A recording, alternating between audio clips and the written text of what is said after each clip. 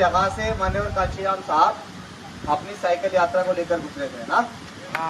तो आज मैं शायद एक ऐसी क्रांति धरा पे खड़ा हूँ जहाँ से हमारे रहबर गुजरे थे। आपको ठोकरें ना गिरा पाएगी, आपको ठोकरें ना गिरा पाएगी, ये मेहनत आपको ना हरा पाएगी, ये आपके पास जिद जीत जाने की हो तो हार भी आपको ना हरा पाएगी, हार भी आपको ना हरा। ये बात मैं उनको कह रहा हूँ, मेरा समाज मुझे हारने देगा क्या बताओ? नहीं। इतनी रात में 10 बज रहे हैं, लाइट भग रही है गांव के अंदर, फिर भी मैं आपको बता रहा हूँ और इतने सारे लोग मुझे सुन रहे हैं। इसी ताकत के साथ, इसी हौसले के साथ जो आपने मुझे दिया, उसके माध्यम से मैं उनको जवाब दे रहा हूं कि हार जाऊंगा मैं, सोचना छोड़ दो, ख्वाब टूटूंगा ये देखना छोड़ दो, कि रहा के दरिया का किनारा भी कभी आएगा, कि रहा के दरिया का किनारा भी कभी आएगा। वक्त अगर अभी आपका है तो साहब क्या हुआ, अपने नेताओं को एक करने निकले हैं ना, वक्त तो कभी हमारा भी आएगा। ओ हार जाऊंगा मैं, सोचना छोड़ दो, ख्वाब टूटूंगा ये देखना छोड़ दो, इस मिशन के लिए जहाँ भी कुर्बान है, रुक मैं सकता नहीं, रोकना छोड़ दो, रुक मैं सकता नहीं, रोकना छोड़ दो। मैं यहाँ माताओं बहनों से भी कहना चाहता हूँ, आपसे भी कहना चाहता हूँ, जिस दिन मंदिरों की ओर जाने वाली भीड़, वो हमारे बच्चे जिस दिन विद्यालयों की ओर जाना शुरू कर देंगे, हमारा समाज का 90% भला हो जाएगा। और ये सारी जिम्मेदारी आपकी है। हो इस तरह हौसले आजमाया करो, मुश्किलें देख कर मुस्कुराया करो, दो निवाले भले कम ही खाया करो, अपने बच्चों को लेकिन पढ़ाया करो, अपने बच्चों को लेकिन पढ़ाया करो। डॉक्टर बाबा साहब अम्बेडकर 6000 सालों की गुलामी को कैसे तोड़ पाए? भारत का संविधान लिखकर। उन्होंने भारत का संविधान कैसे लिखा? उन्होंने 32 डिग्रियां कैसे हासिल की? तो शिक्षा की वजह से। अभिषेक के ग्लैमर को सबने देखा, अभिषेक के काफिलों को सबने देखा, उसके पीछे चढ़ती हुई भीड़ को सबने देखा। लेकिन अगर अभिषेक इतनी सारी चीजें कर पाता है, अभिषेक एक 22 साल का नौजवान, एक युवक अगर इतने बड़े मिशन को लेकर घर से चल पड़ा है, तो पहले उसने महापुरुषों के आंदोलन को और उनके कारवा को पढ़ा है। और जब तक आप लोग पढ़ेंगे नहीं, जब तक आप लोग लड़ भी नहीं सकते हैं, क्योंकि बिना पढ़े अगर आप लड़ाई लड़ते हैं तो आप लोग जाहिल कहलाएंगे, और पढ़ लिख कर अगर आप लड़ाई लड़ेंगे तो यकीन मानिए आप डॉक्टर अंबेडकर और मान्यवर कांशीराम कहलाएंगे। क्योंकि पढ़ाई के बल पे जो लड़ाई लड़ी जाती है वो कलम की लड़ाई होती है। यहाँ आज के दौर में हम लोग उनसे भी कहना चाहेंगे जो लोग बाबा साहब अम्बेडकर को गालियां बकते हैं, जो लोग भारत के संविधान को बदलने की बात करते हैं कि हम अम्बेडकरवादी हैं बेटा, कि हम अम्बेडकरवादी हैं बेटा। जिस दिन औकात पे आ गए ना तो तुम्हारी सारी गर्मी झाड़ देंगे। और बाबा साहेब को गाली मत देना दोबारा, और संविधान को बदलने की बात भी मत करना, वरना हम भी कानून भूल गए ना तो जितनी तुम्हारी लंबाई है उससे दुगना जमीन में गाड़ देंगे। हमारे हाथ, जब तक इस देश में संविधान है, जब तक हमारे लिए सब कुछ है, और संवैधानिक दायरे में हम हमेशा रहते हैं। लेकिन जब संविधान ही नहीं बचेगा तो फिर हमारे अधिकार भी नहीं बचेंगे, हम फिर से गुलाम हो जाएंगे। तो भैया संविधान को बचाने के लिए या तो मार देंगे या मर जाएंगे। संविधान बचना चाहिए ना, तो संविधान को बचाने के लिए या तो मार देंगे या मर जाएंगे। और अगर किसी ने संविधान को बदलने की या खत्म करने की बात करी तो इस समाज से और बाबा साहेब अम्बेडकर के मानने वालों से बुरा कोई नहीं होगा। लेकिन यहां सबसे बड़ी कमी किस चीज की है? कमी इस चीज की है कि हमारे नेता एकजुट नहीं है। आप मुझे बताओ, मेरे ऐसा युवक अगर निकला, क्या सड़क पे चलना कोई खुशी है?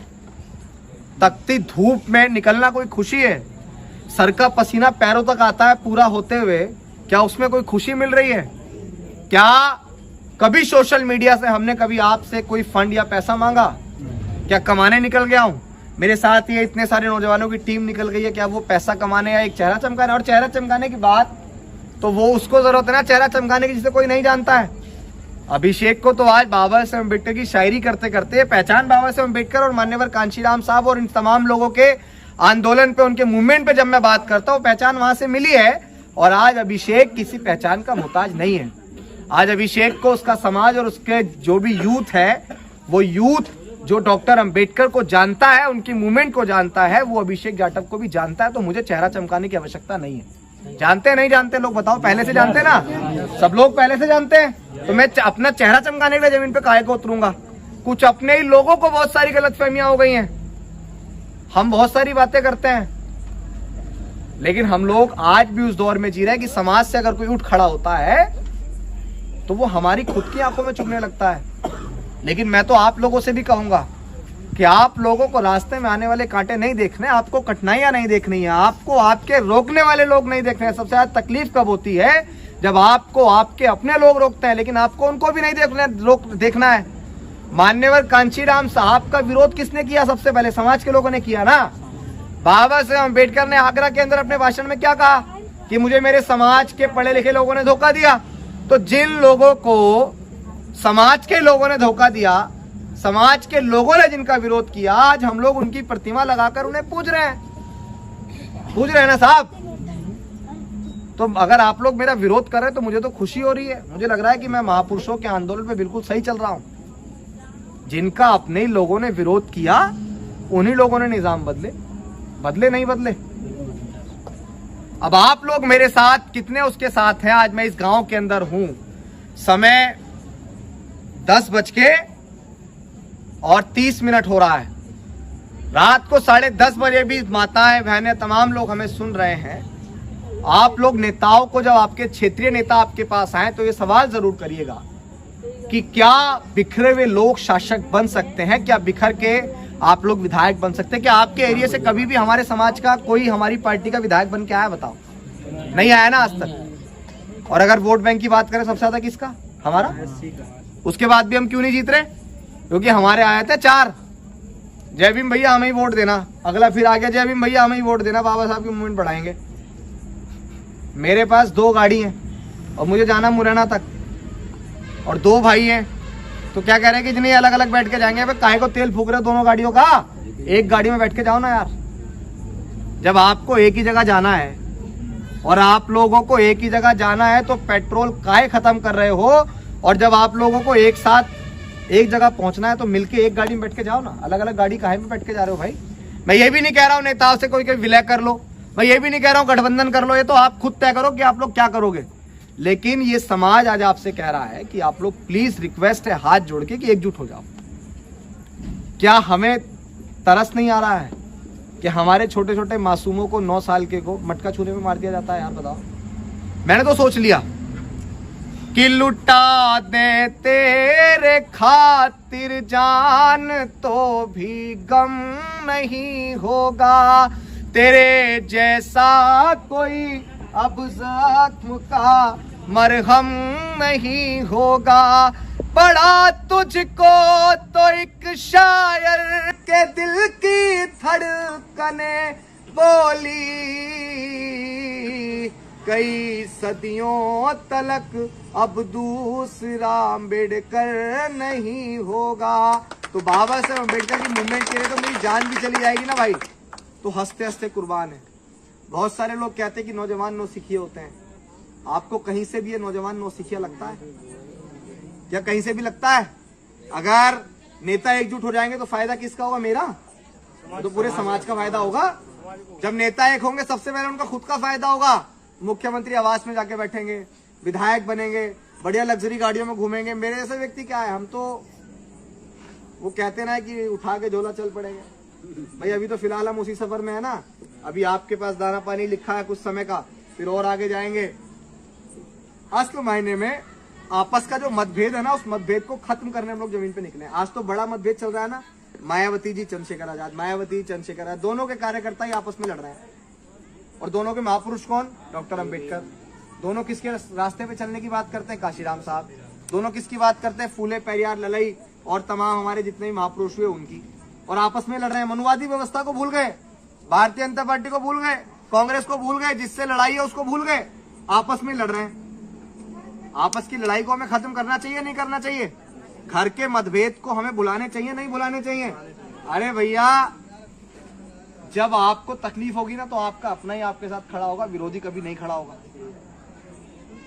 अगर नेताओं में यार कोई मतभेद है भी तो हम जमीन पे काहे को वो मतभेद बना रहे हैं?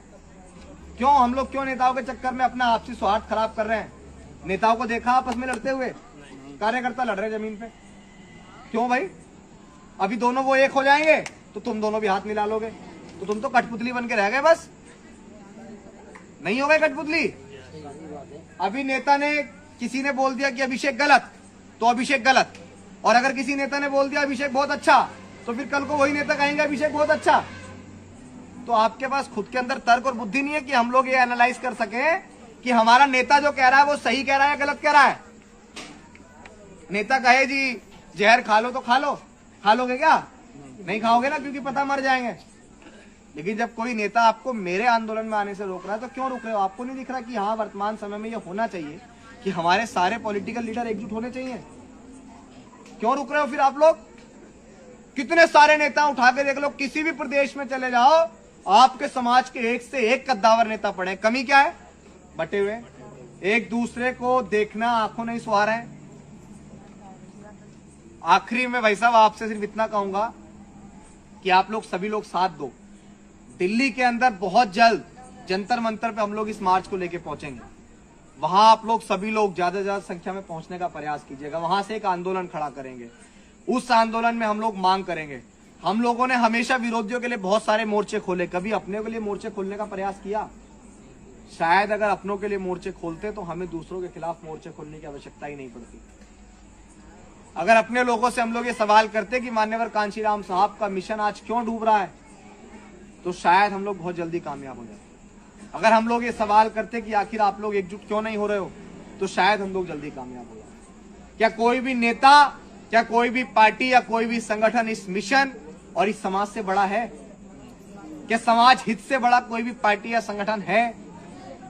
तो जब समाज ही और समाज के वो कार्यकर्ता ही उन पार्टियों की रीढ़ है, तो इस रीढ़ की जिम्मेदारी है ना कि पूरे शरीर को वो संभाल के रखे। तो आज वो जो मूवमेंट है, वो मूवमेंट आप तमाम लोगों के कंधों पर है, और क्योंकि आप लोग रीढ़ हैं और इस पूरे शरीर को बचाने की जिम्मेदारी आपकी है।